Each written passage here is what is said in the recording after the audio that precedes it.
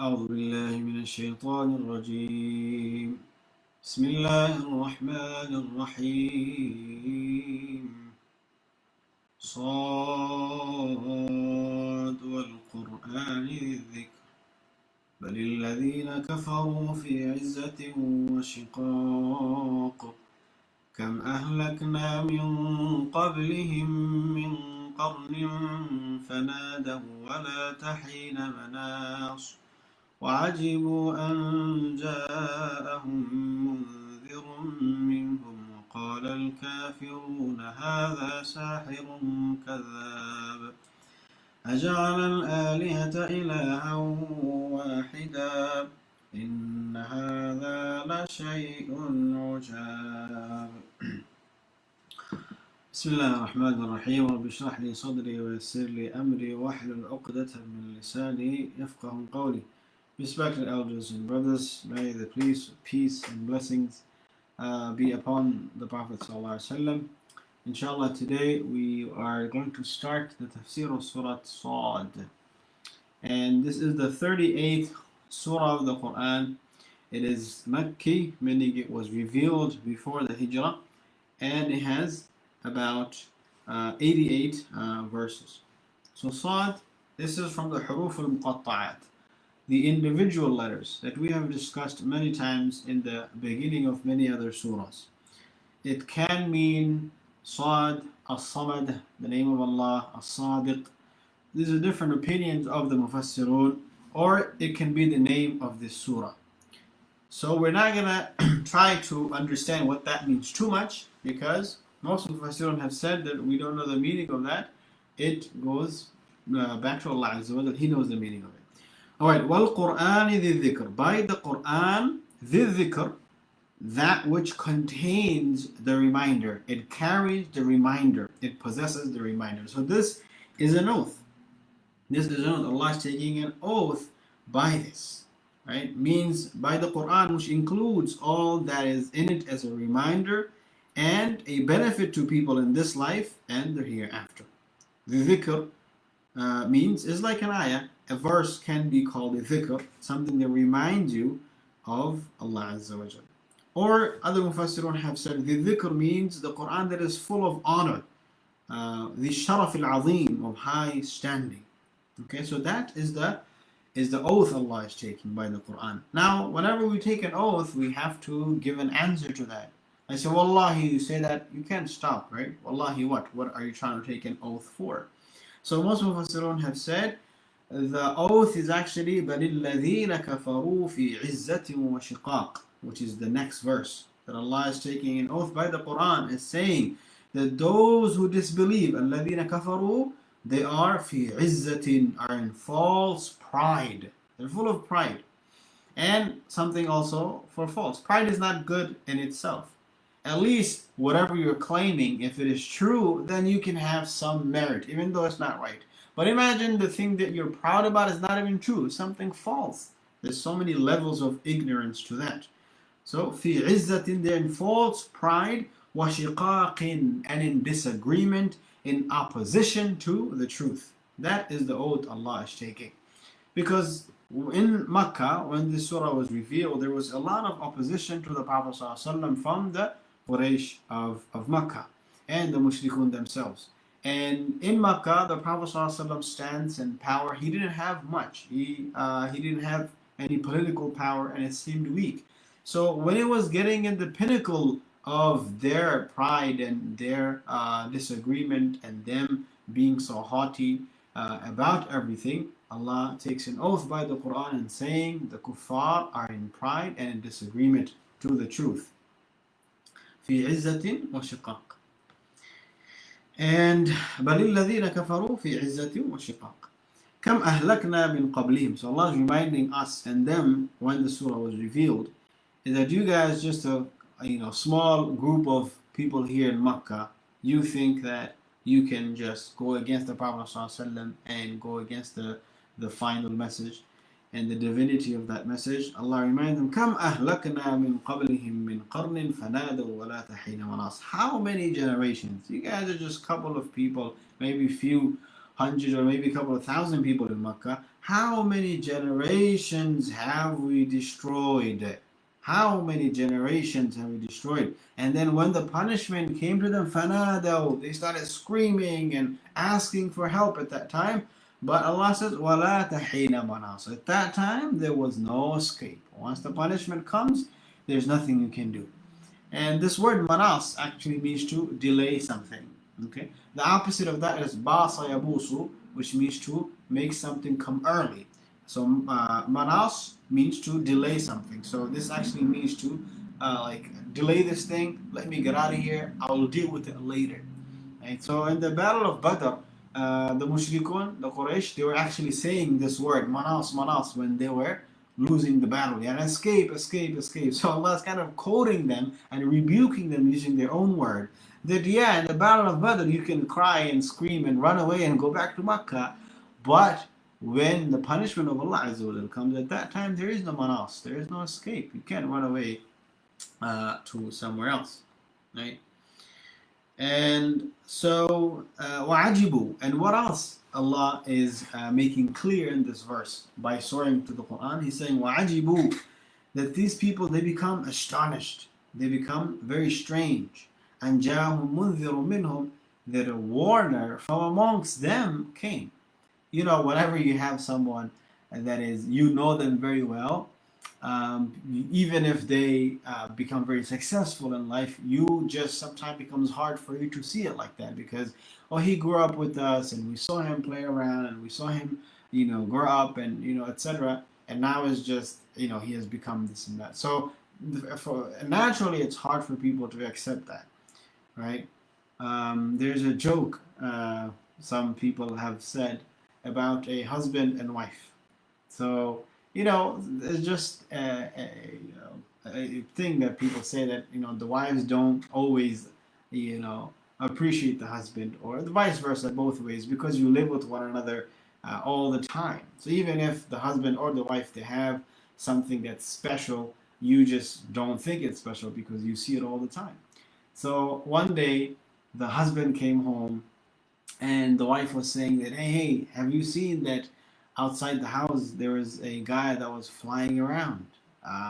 And the husband is like, that was me. It was me that was flying, who was outside.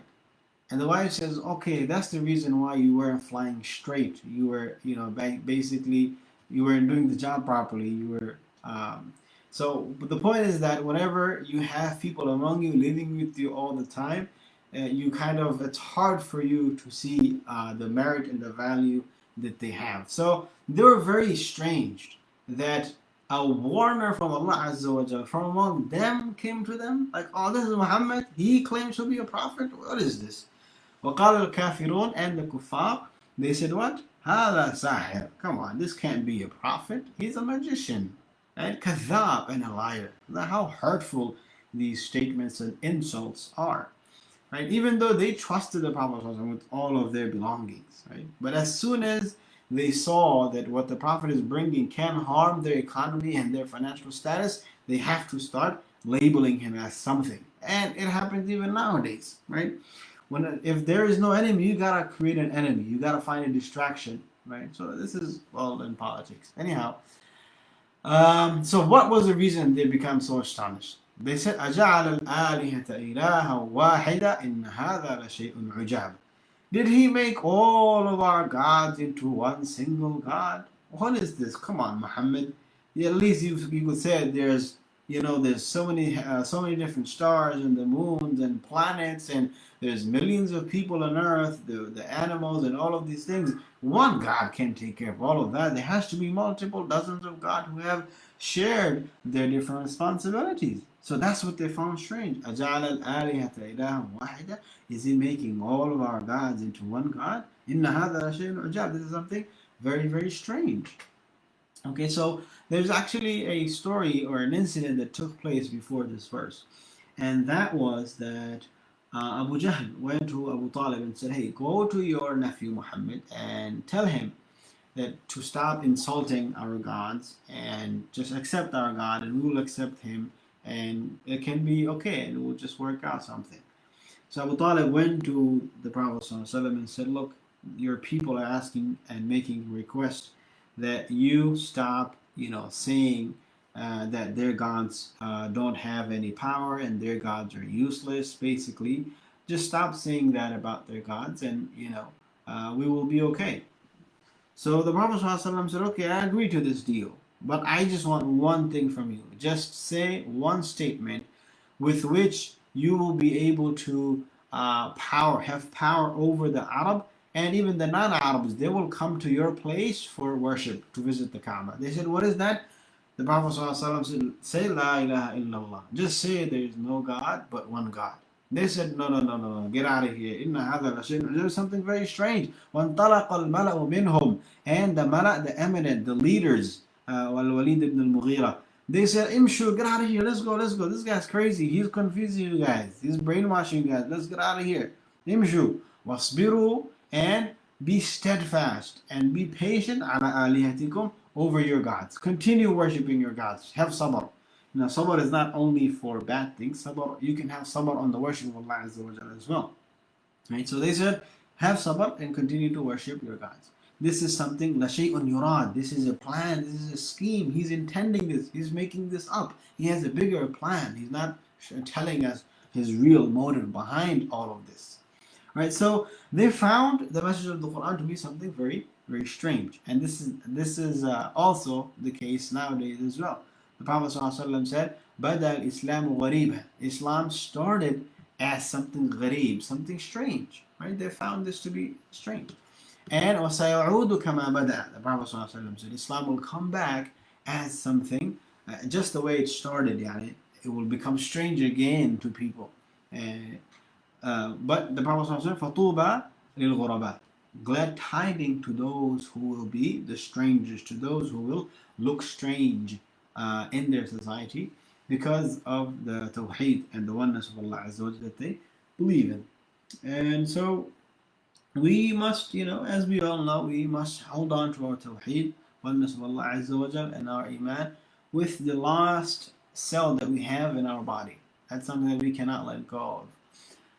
Right, because this happens with many countries as well. People move into a country where it's not Muslim, and slowly over time, Islam fades away from the generations that come after.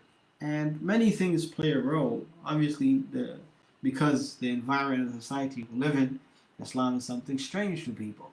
Okay, but we should try our best to make sure that we stay upon Islam and die with Islam as well, and our generations live on Islam as well. Anytime we see something that's against Tawheed, then we should try to prevent that and stop that. Sometimes it creeps in, it comes in as a joke. People joke around about this stuff. I've seen intelligent, knowledgeable people say things that are shirk and kufr. You know how when the non-Muslims, and when they get into a problem, maybe sometimes they will say, oh my God, or as Muslims say, Ya Allah, or sometimes they say what? Jesus, right? Because when they see something that's strange, right? So why are they calling Jesus? Because they think that he is divine, he is the Son of God. And this has become so common that even a lot of times Muslims, they started saying this. I've seen several people, they said this. They think it's it's not a big deal. It's just whatever. Everybody says it, so I'm going to say it as well. That is something very serious. If we are already making this common in our tongue, right, a couple of generations later, these people that come after us, they're going to be like, yeah, this is very common. And then they'll get their own religion confused. Who do we follow, Jesus, or do we follow Allah Azza wa Jalla, one and only true God? So you got to be very careful of what we say and how we engage in with people of other beliefs, right? Or we become very free when you're in a non-Islamic environment. So we're talking about how Islam was strange. So one story comes to mind of a Sahabi of the Prophet ﷺ. His name was Khabbab ibn al-Arat. Khabbab ibn al-Arat. And he was from the Banu Tamim clan, Najd area. And before the Prophet ﷺ started his mission, Khabbab was very young in his living with his tribe in Najd. And so one of the Arab tribes, they raided their territory and took their animals and took everything they can find. They captured the women and including the children. And so Khabbab, he was among the youths that was captured. And once he was captured, he was taken, he was passed from one hand to another until he ended up in Mecca, in the slave city of Mecca. You know, they were buying and selling slaves, just like we would go to the market and buy anything. They go to the market and buy and sell slaves. And now, so people started coming and trying to see who's on display today. I need someone strong today. Let me see if I can find something good in the market. And so a woman named Ammar, she came, and she was looking for someone who's young, who can do her domestic house chores, and she can, take advantage of someone who's young. So for her own economic gains, you buy this guy for a couple of $100, and then you keep him for 5, 6, 10 years, and he will do so much work for you. You don't gotta ever invest in anything else. So as she looked through the faces of the people that were there on the display, her eyes fell on Khabbab, and she saw that Khabbab was a strong and healthy young man, and she saw clear signs of intelligence on his face. And so after that, she's like, you know what? I don't need any more hints and clues to buy this guy. I'm just gonna go and buy him. He looks like he's the perfect guy for the job that I have in mind. So she bought him, and they were walking home together. On the way home, Ammar and Khabbab, they were having a chit chat. And so Khabbab told Ammar his background and where he's from and how he ended up there. And so Ammar kind of knew more about him. And so she said, you know what? Since you look like a very young, talented guy, I'm gonna put you with a blacksmith. You're gonna become the student of a blacksmith in Mecca, and you're gonna learn the art of making swords. Because at that time, swords were in demand. People wanted to fight all the time. They used to fight all the time. For small little reasons, they would just chop somebody's head off. That's how Jahiliyyah was. So that was in demand. That was in trend. Like, you know what? Just go and learn how to make swords. Just like nowadays, people get into the trendy stuff, whatever that's, makes the money. Whether it's IT or in the healthcare, that's what she said. You go and learn how to make swords. So Khabbab was smart. Quickly, he learned how to, build sword. And then when he was old enough and strong enough that he can defend himself, Ammar, she made a workshop for him with all the necessary tools and equipment for making swords. And so now he started working and he started making swords, and business started coming in. And soon what happened? He became quite famous in Mecca because of the good sword that he was making. And you know, it's ajib nowadays in Japan, people make scissors that take months to make scissors. The special scissors that you cut plants and special trees with. And sometimes those scissors end up costing thousands of dollars. The highest it goes for is $32,000 for one pair of scissors. All right, so it's not something that was from the old days, but even nowadays it's there. So he became very well known. People were like, this guy makes the perfect sword. I hit something one time and it comes out, without any problem. So he became famous, and a lot of people started buying sword from him. Okay, so when he was, obviously he was getting older and older, he started pondering over his own existence. Like, what's the point of my life? Why am I here? I'm just serving someone else who claims me as her slave. Is that how my life is going to come to an end? And is this all it? And so he used to say to himself often that after this night of darkness, there must be a dawn. And he was kind of sad about his situation in life, and he was looking for a greater purpose to his existence. So, and at that time, the Prophet ﷺ, he announced Islam, and he became a prophet. And he was saying that there was no one who deserves to be worshipped except the one true creator and sustainer of the universe, who is Allah Azza wa Jal. And so when he heard this, Khabbab ibn Arat, he was like, this has to be the truth. This was a powerful light to Khabbab radiallahu anhu that was taking away all the darkness that he saw in society. And so he used to secretly go to the Prophet ﷺ and listen to his teachings directly from him. And so once he was fully convinced, without any hesitation, he took his hand out and he told the Prophet ﷺ, Ya Rasulullah, I want to become Muslim. And he took the Shahada. And so when he became a Muslim, he did not hide his acceptance of Islam from anyone. When the news of him becoming a Muslim reached Ammar, his master, she became very angry that how come, how dare you, you're my slave, how dare you go against my religion and the religion of my forefathers, right? And then she went to her brother, Siba ibn Abd Uzza, and she told him to go and gather some young people from our tribe, and together they can go and beat up this guy. Right? So they went to his workshop and they found him busy with his work. And then the brother of Ammar went up to him and said, we heard that you don't believe in our gods anymore. And so we have been told that, you now follow Muhammad and the people of Banu Hashim. And so Khabbab, he said that, I didn't give up my religion yet. He was scared, obviously. But he said, I only believe in one God, one Allah, who has no partner. That's it. I don't, do anything more than that. I just think that, I believe that Allah is one. So as soon as he said Allah is one and there's no other God, the entire gang of Siba and everyone else, they came and just, whatever they could find with a rod, they beat him up, bleeding. At that time, there was no, NYPD that's going to come. You call 911 and quickly they'll come and they'll defend you and etc. No. Whoever, survival of the fittest. Whoever was stronger, you should take advantage of whoever is weaker. So they beat him up with their fist and with iron bars, and they kicked him until he was completely unconscious on the ground. And then blood was streaming from the wounds he received. And then the news of what happened between Khabbab and his slave mistress spread to Makkah quickly, and everybody was astonished that Khabbab was so daring. Look how dare he publicly said that he don't believe in the God of his master, right? And he had the boldness and the audacity to be so frank and be so openly defiant. Okay, and so something like this, it would shook all the leaders of Quraysh. They're like, this is one guy now who's publicly saying this, but soon everybody else, all the guys who are hiding, they will also start doing the same thing. And so, the point that I'm trying to highlight here is that they found this to be something strange, just like the verses. وَعَجِبُوا أَجَعَلَ الْآلِهَةَ إِلَهًا وَاحِدًا إِنَّ هَذَا لَشَيْءٌ عُجَابٌ. Do they make all of our gods into one God? This is something indeed strange. Okay?